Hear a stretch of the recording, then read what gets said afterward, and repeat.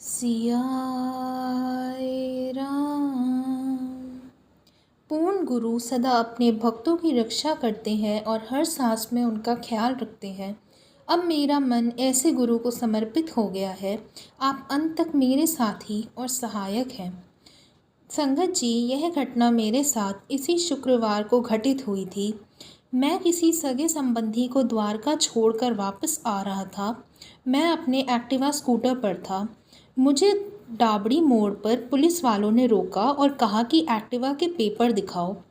संगत जी, स्कूटर के registration certificate, insurance, licence इत्यादि मेरे पास कुछ भी नहीं था।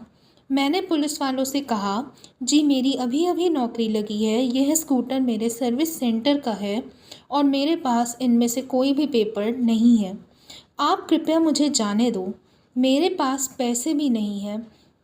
पुलिस वाला थोड़ा कड़क आदमी था। कहने लगा, ऐसे थोड़ी होता है, आपका चालान होगा, वो भी पूरे 10,000 रुपये का।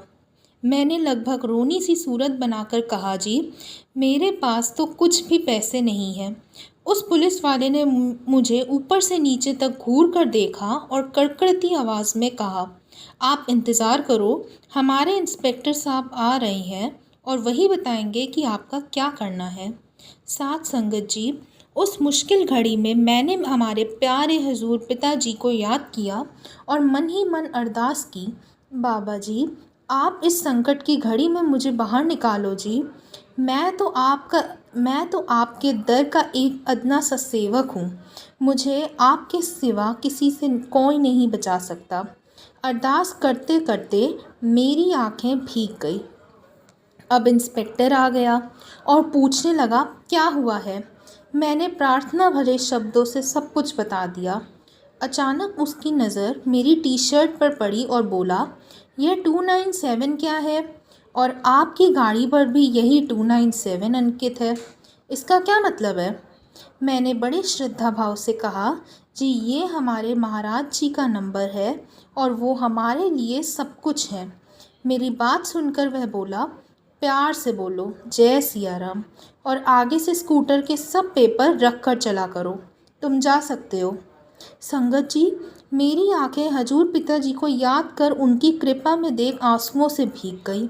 मैं सोचने लगा, हजूर जी हमारे इतने पास होते हैं, ज़रा सी आवाज़ दी कि तुरंत मदद में आ गए और मुझे मुश्किल से निकाल लिया।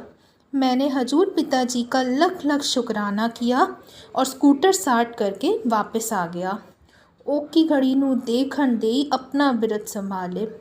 बोलो साचे दरबार की जय।